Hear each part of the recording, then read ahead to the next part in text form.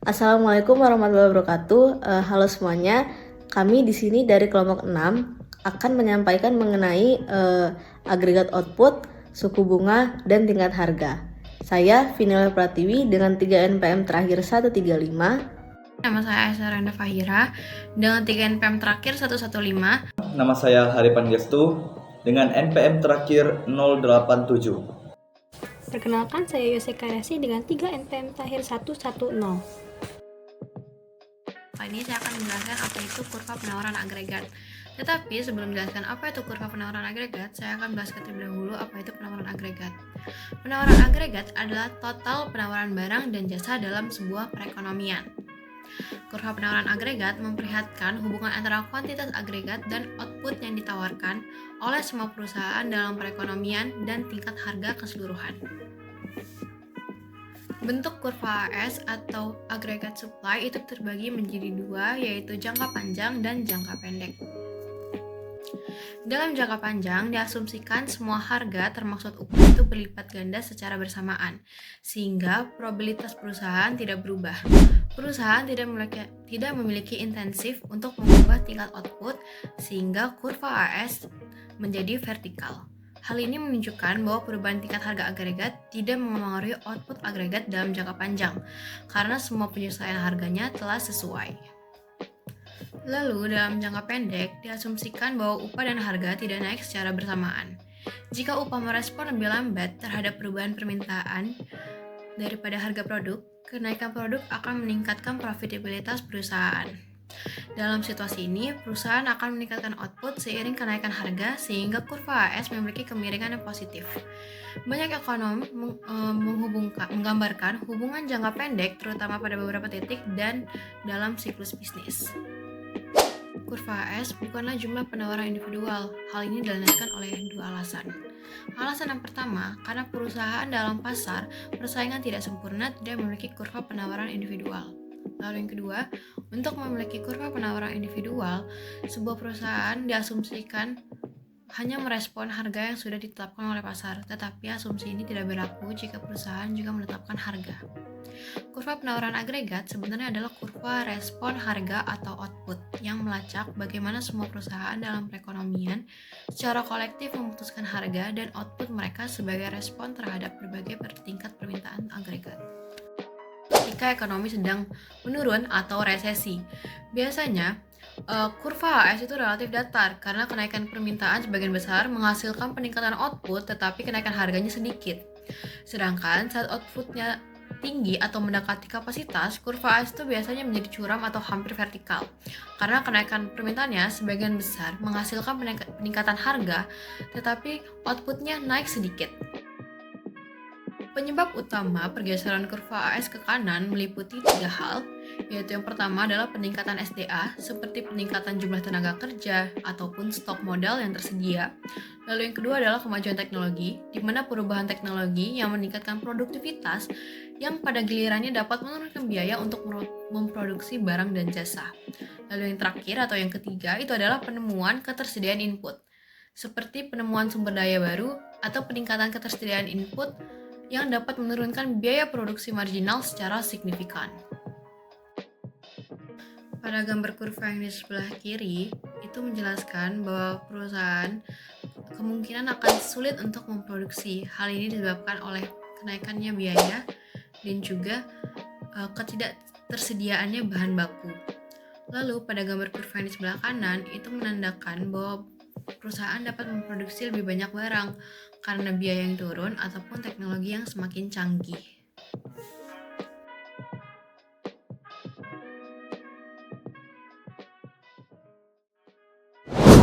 Saya Vinila Pratiwi dengan NPM 135. Di sini saya akan melanjutkan dengan menjelaskan apa itu kurva AD atau yang dikenal dengan aggregate demand. Jadi kurva AD itu menunjukkan semua kombinasi dari tingkat harga atau P dan output atau Y dengan konsisten dengan sesuai keputusan dari perusahaan atau perekonomian tersebut. Nah, kurva AD itu dikenal dengan kemiringan negatif atau kemiringan ke bawah.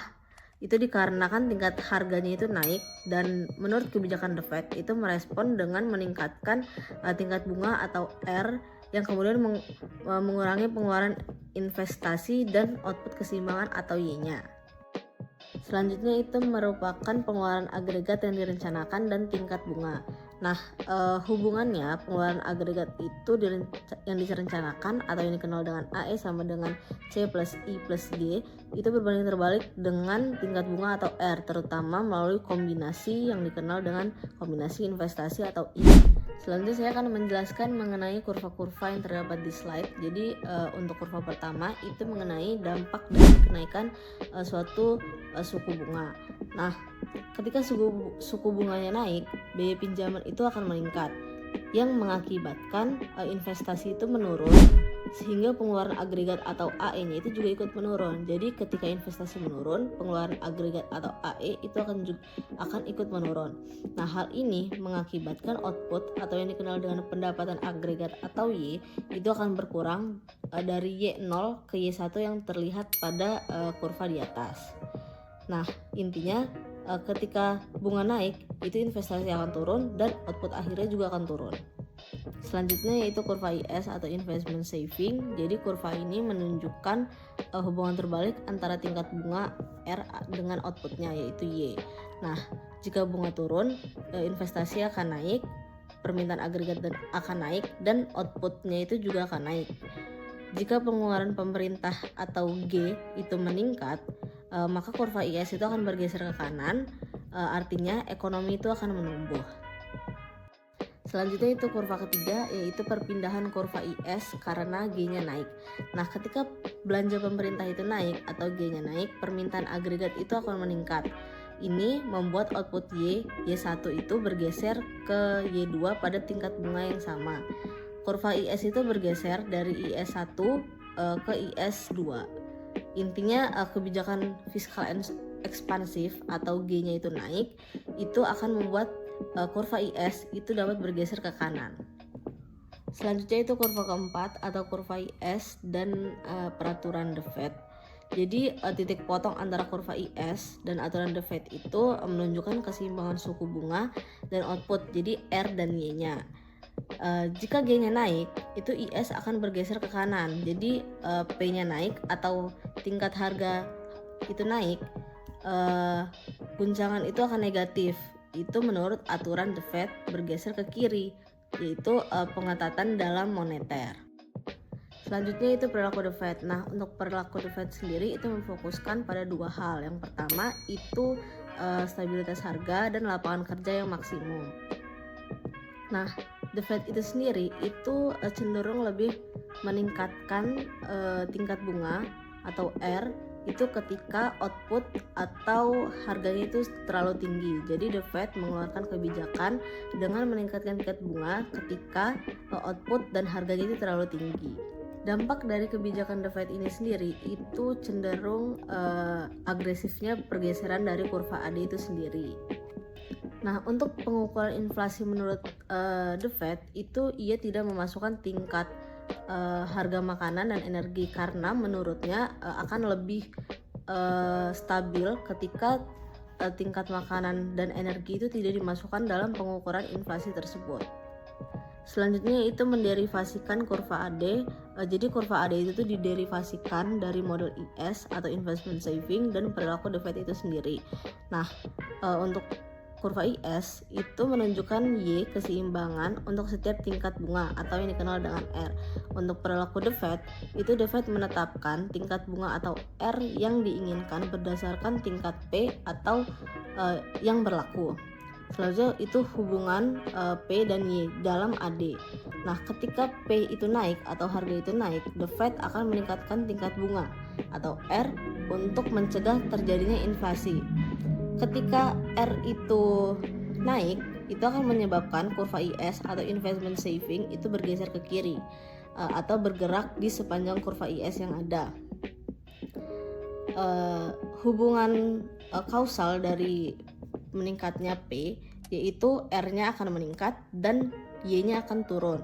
Inilah yang menghasilkan kurva AD itu dapat miring ke bawah atau yang dikenal dengan negatif miring ke bawah. Di sini saya akan menjelaskan tentang pengertian equilibrium final. Dalam ekonomi makro, equilibrium final atau keseimbangan akhir adalah titik di mana seluruh pasar dalam perekonomian sudah mencapai keseimbangan secara bersamaan, terutama antara sektor barang dan jasa atau pasar output dan pasar uang. Nah, artinya equilibrium final tercapai ketika permintaan agregat atau AD sama dengan penawaran agregat atau AS. Atau dengan kata lain, pendapatan nasional atau Y yang terbentuk stabil dan tidak ada kecenderungan naik atau turun lagi. Nah, bagaimana sih cara equilibrium terbentuk? Nah, keseimbangan ini terbentuk dari interaksi antara pasar barang atau IS curve yang menunjukkan kombinasi tingkat suku bunga atau I dan pendapatan nasional atau Y, di mana pasar barang dan dalam keseimbangan I sama dengan S. Dan pasar uang LM curve menunjukkan kombinasi I dan Y, di mana pasar uang dalam keseimbangan MD sama dengan MS. Ketika IS dan LM berpotongan, titik itu disebut equilibrium makroekonomi final. Titik potong IS dan LM menentukan tingkat pendapatan nasional dan tingkat suku bunga keseimbangan. Selanjutnya, ada faktor eksternal yang mempengaruhi equilibrium final. Yang pertama, ada government spending atau pengeluaran pemerintah. Ini termasuk semua belanja pemerintah untuk barang dan jasa publik, seperti infrastruktur, pendidikan, kesehatan, gaji pegawai, dan lain-lain. Pengaruhnya, kalau G naik, berarti permintaan agregat AD naik, output naik, dan harga naik. Equilibrium final bergeser ke kanan. Kalau G turun, AD menurun, output dan harga turun, equilibrium final bergeser ke kiri. Contohnya, seperti pemerintah meningkatkan belanja dan pembangunan jalan, konsumsi dan investasi naik, perekonomian tumbuh, keseimbangan baru atau final equilibrium berada di tingkat output yang lebih tinggi. Yang kedua, ada net tax atau pajak bersih. Net tax adalah total pajak dikurangi transfer payment, seperti misalnya subsidi atau bantuan sosial. Pengaruhnya, pajak naik atau T naik, pendapatan disposable masyarakat turun, konsumsi menurun, AD turun, dan Y menurun, equilibrium final bergeser ke kiri. Pajak turun, konsumsi naik, AD naik, output naik, equilibrium final bergeser ke kanan. Contohnya, jika pemerintah menurunkan pajak penghasilan, masyarakat punya uang lebih banyak, dan konsumsi akan meningkat, keseimbangan makro naik ke tingkat output yang lebih tinggi. Yang ketiga, ada external cost atau biaya eksternal. Ini mencakup biaya produksi dari luar negeri atau global, seperti harga minyak dunia, biaya bahan baku impor, gangguan rantai pasok global.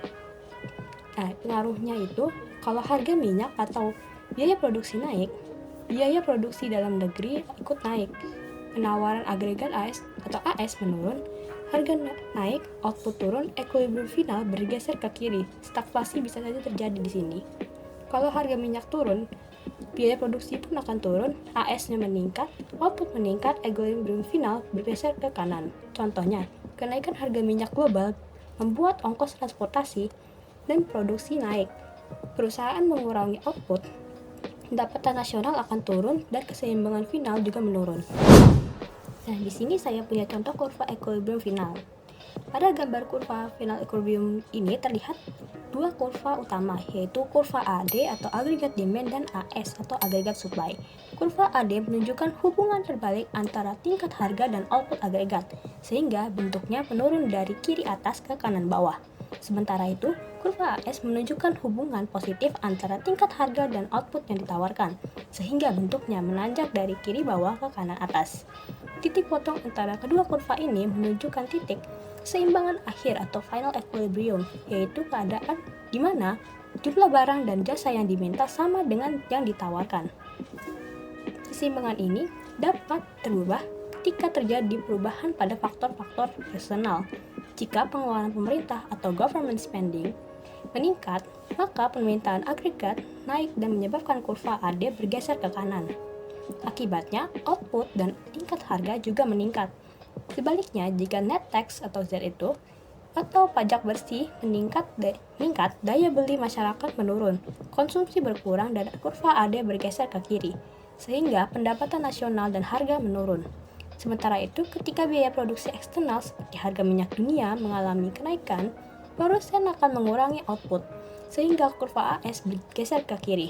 Hal ini menyebabkan output menurun, namun harga meningkat. alasan lain kurva AD memiliki kemiringan yang menurun.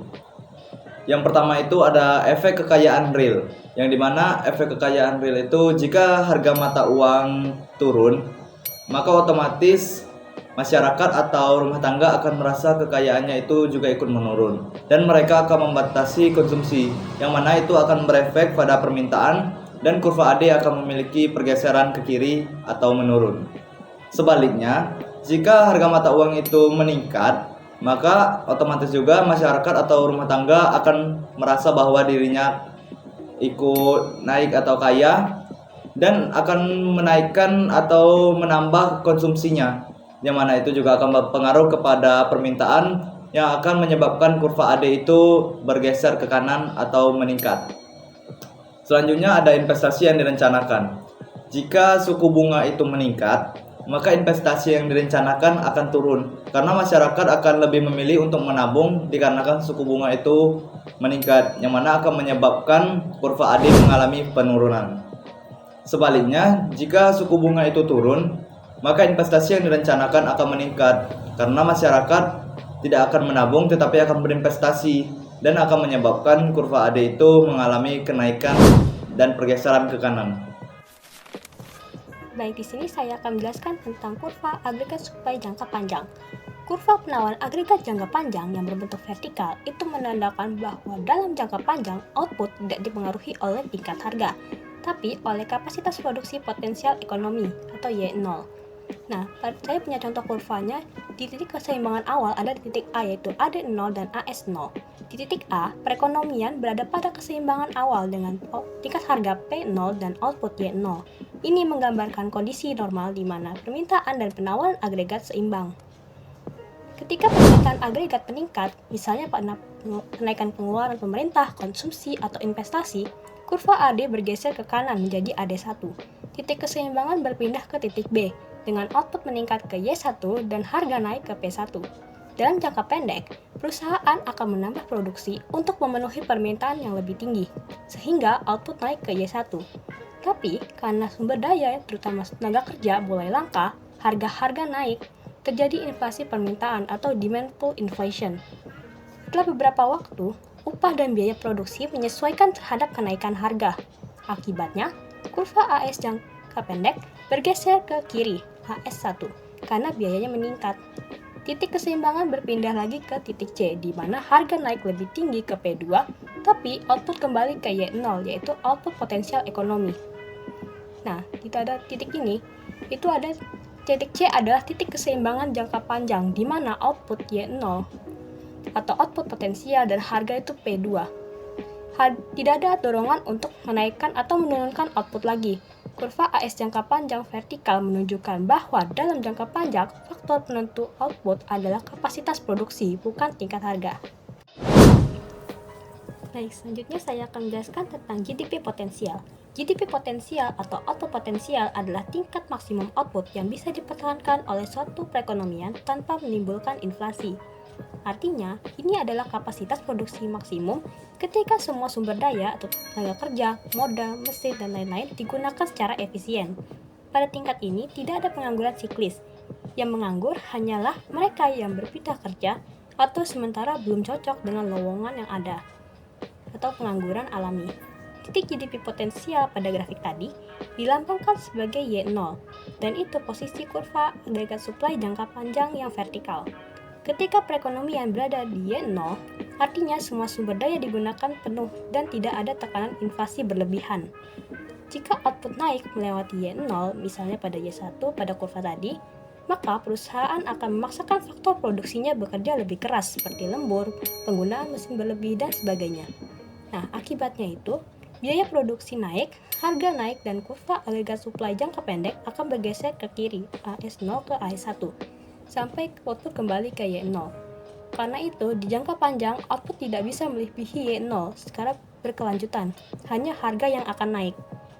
Selanjutnya ada equilibrium jangka pendek di bawah output potensial. Nah, sekarang, kalau titik perpotongan AD dan AS berada di kiri Y0, artinya perekonomian beroperasi di bawah kapasitas penuh, atau disebut juga recessionary gap. Di kondisi ini, banyak sumber daya yang menganggur, terutama tenaga kerja, output real lebih rendah dari potensialnya. tekanan inflasi rendah, bahkan bisa terjadi deflasi. Nah, akibatnya harga dan upah akan cenderung menurun, mendorong biaya produksi menurun hingga kurva agregat supply jangka pendek bergeser ke kanan. Proses ini akan berlangsung sampai perekonomian kembali ke output potensial atau Y0. Nah, kalau pada grafik sebelumnya, titik A, B, dan C menggambarkan pergerakan saat perekonomian melewati output potensial Y0. Awalnya AD naik dan ekonomi tumbuh ke Y1, tapi akhirnya upah menyesuaikan dan output kembali lagi ke Y0.